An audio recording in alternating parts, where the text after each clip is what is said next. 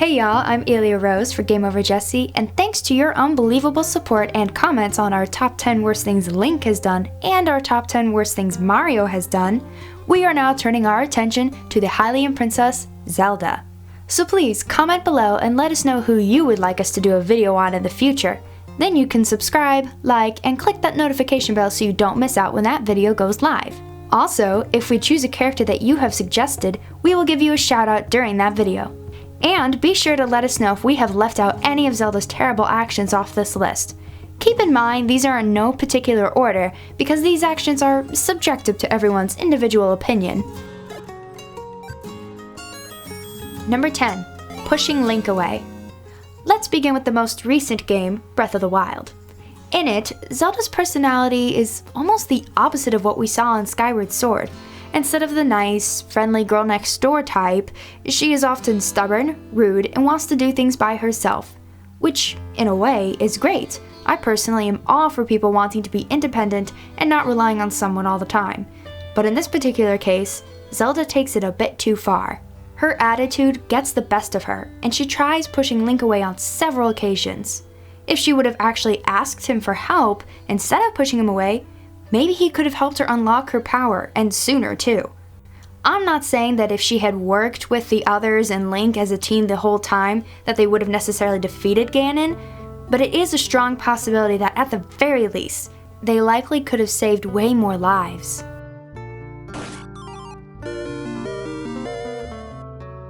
Number 9. Zelda pushes Link off of Skyloft without his Loftwing. Submitted by subscriber Literally Human. Early on in Skyward Sword, Skyloft's version of Biff Tannen from Back to the Future is jealous of Link because of his friendship with Zelda. So on the day of the wing ceremony, he kidnaps Link's Loftwing to ensure that it would be him who is the one sharing a special moment with Zelda and not Link. Unaware of this, Zelda is encouraging Link to practice for the ceremony and pushes him off of Skyloft. This is even after Link tries stopping her and even tells her that he can't sense his Loftwing. Zelda, thinking he's just trying to weasel his way out of training, pushes him off anyway. If Zelda hadn't been so quick to realize that Link's Loftwing wasn't going to catch him, she may have not been able to save him, bringing Link to an early death. While Zelda's intentions weren't necessarily bad, for someone meant to be so wise, her ignorance almost doomed the entire world, which you'll notice is a reoccurring theme on this list. If she wouldn't have caught him, demise would have taken over.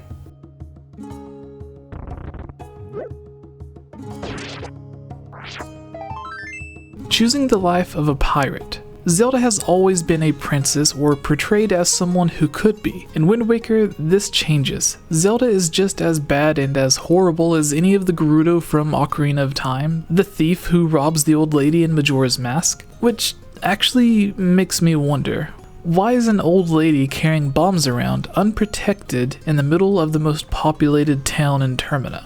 Anyways, back to Tetra. With her being a pirate, she is naturally responsible for a lot of horrible acts, robbing people, which we'll get to later, tying them up, boarding and stealing their ships, leaving them stranded. In Wind Waker, we only witness a few of the horrible acts of Tetra, but from what her and her pirate crew tell us, she is one of the most fierce pirates on the sea, and has been this way for a long time. So honestly, there's no telling exactly what the worst thing Tetra has done is. But Nintendo leaves this up to our imagination. It really isn't until she meets Link and learns about her past that she finally has a change of heart.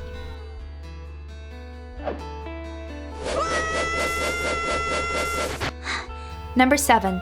Surrendering to Zant. Submitted by Lorillian Historian and yours truly, Elia. This is debatably one of the worst on this list. In Twilight Princess, Zant takes over Hyrule. In a cutscene, we see him marching up to Zelda with his shadow beasts. After asking Zelda to choose life or death for Hyrule, she drops her sword and surrenders without even fighting. This is a princess who has sworn to protect her kingdom, and she just gives up without even trying. She has the power of the goddess Hylia and the Triforce of Wisdom. In fact, she never really uses any of her abilities in Twilight Princess. Yes, she did give up to protect the people of Hyrule, but Zant doesn't even live up to his end of the deal. Many of the people who we come across are injured, scared to death, or needing to be rescued. In some games, the power of Zelda is shown to be strong enough to stop Ganon. Zant was only using a portion of the power that Ganondorf was granting him, making Zant far weaker than Ganondorf. If Zelda would have at least tried to stop him, she potentially would have had enough power to completely wipe him out or seal him in another realm. Even if Zelda was powerless at this point in time, from games like Ocarina of Time and Breath of the Wild, we see she is able to reach her full potential and unlock her true power when she is in these life or death situations.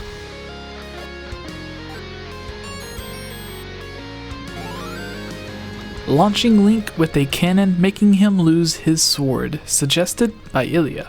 In The Wind Waker, Tetra and her pirate crew have the bright idea to launch Link to the Forsaken Fortress, insisting it is the only way. While the scene does make for a good laugh, the plan almost fails when Link smacks against a wall at full speed and loses his sword. This forces Link to slowly snake around the fortress, getting caught and imprisoned in the process. It eventually works out and Link makes his way to confront Ganondorf. But if Tetra would have just came up with a better plan that didn't require Link smacking against a wall at a high speed, Link may have just went in and completely destroyed everyone at the Forsaken Fortress, just as Link does later on in the game when he returns.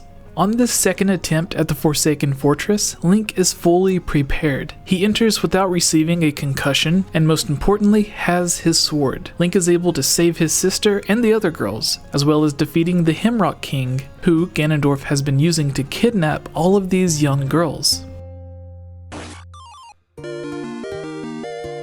Not teaching Link more when she was Sheik. In Ocarina of Time, Zelda uses her power to disguise herself as Sheik and stay undetected by Ganondorf. Zelda first appears as Sheik once we first return to the Temple of Time from the Chamber of Sages.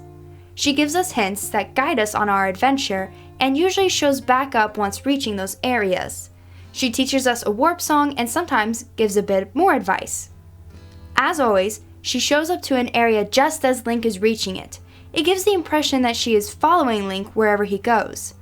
My question is, if she wants Link to be the hero and wants to save Hyrule so badly, why doesn't she just teach Link all of the warp songs at once, set him down and explain everything that he needs to know? She could even go with Link on his adventure and help in the dungeons. For example, in the Fire Temple, they could both be freeing the Gorons instead of leaving it all up to Link.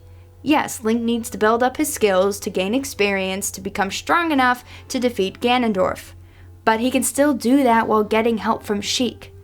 As for Ganondorf, discovering that she is actually Zelda, her power is hiding her from being detected by him. As long as she stays disguised as Sheik, she is safe from him. It isn't until the very end of the game, when she reveals herself to be Zelda, that Ganondorf discovers who she is. She was able to hide for 7 years safely, but still didn't bother to help out Link, other than teaching him some songs.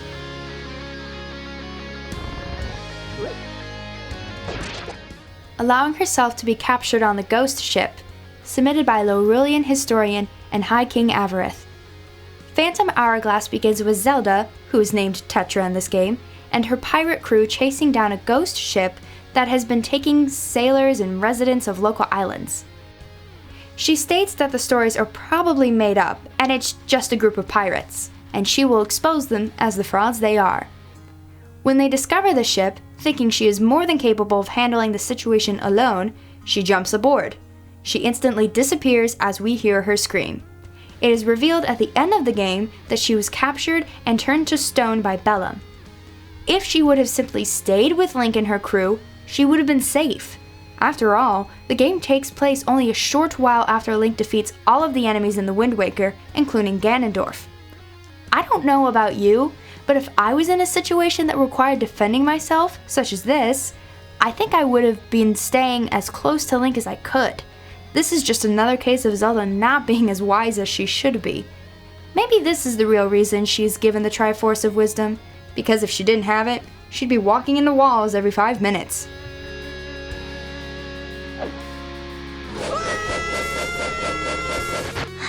tying up, and robbing the bomb shop owner, suggested by our Patreon supporter, The One. While it isn't close to being the worst thing on here, it is just a small example of the many horrible things Tetra and her pirate crew have done. In Wind Waker, you'll come across a cutscene showing Tetra ordering her pirate crew to tie up and rob the owner of the bomb shop in order to use his bombs to obtain a treasure. Seeing how casual and unfazed the crew is by stealing someone's life work gives us the impression this is just one of the many times they have done something like this. Though we do see a nicer side of Tetra here. She discovers Link listening in on their plans and basically chooses to ignore him. She could have ratted him out to her crew and had him tied up as well, but she decides not to. She then agrees with her crew to stay on the island overnight, purposefully giving Link a chance to make it home and warn everyone on Outset Island of her plans. The real question here is, why does a tiny island like this need such a large supply of bombs anyway? I guess they can be used to launch at enemies on the Great Sea, but it seems odd having one of the biggest bomb shops to be located on one of the most populated islands. Not very safe.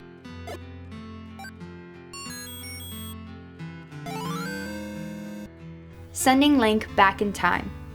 Again, we venture back to Ocarina of Time. This one is rather short and simple. At the end of Ocarina of Time, Zelda sends Link back to the past. This very moment is what creates the timeline split. It is theorized that while Link is traveling back and forth through time with the Master Sword, it stays a linear timeline. Doing something in the past will affect the future. However, when Zelda sends him back using her powers and that Ocarina of Time, it creates a split in the timeline. Events that happen in this past have no effect on the future where Zelda is. This adult timeline without a hero leads to the events of the Wind Waker. The child timeline, where Link is sent, leads to the events of Majora's Mask and Twilight Princess. Since the adult timeline has no hero, when Ganondorf breaks from his seal, no one is able to stop him, so a wish is made on the Triforce, leading to Hyrule being flooded. In an attempt to save Hyrule by using the Triforce, Hyrule ends up being destroyed anyway.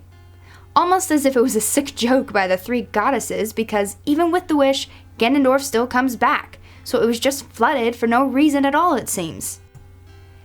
If Zelda wouldn't have sent Link back in time, he still would have been there when Ganondorf returned, once again being able to defeat him and save Hyrule. With that said, the downside of him not being sent back in time is that we would never get great games such as The Wind Waker, Majora's Mask, Twilight Princess, Phantom Hourglass, Spirit Tracks, and possibly even Breath of the Wild, depending on where exactly you believe it takes place in the timeline.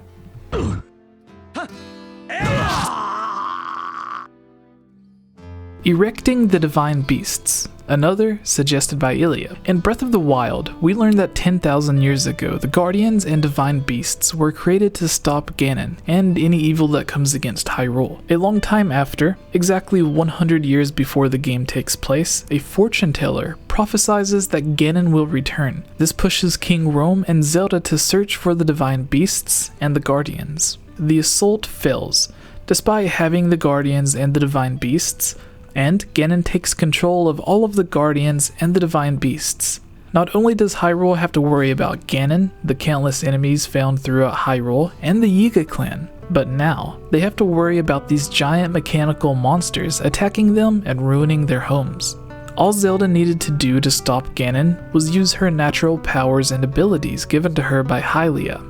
Link was already a more than capable swordsman, as we learned from the diaries found within the game, and had possession of the Master Sword. One of the only weapons that we truly know is already capable of destroying and sealing Ganondorf.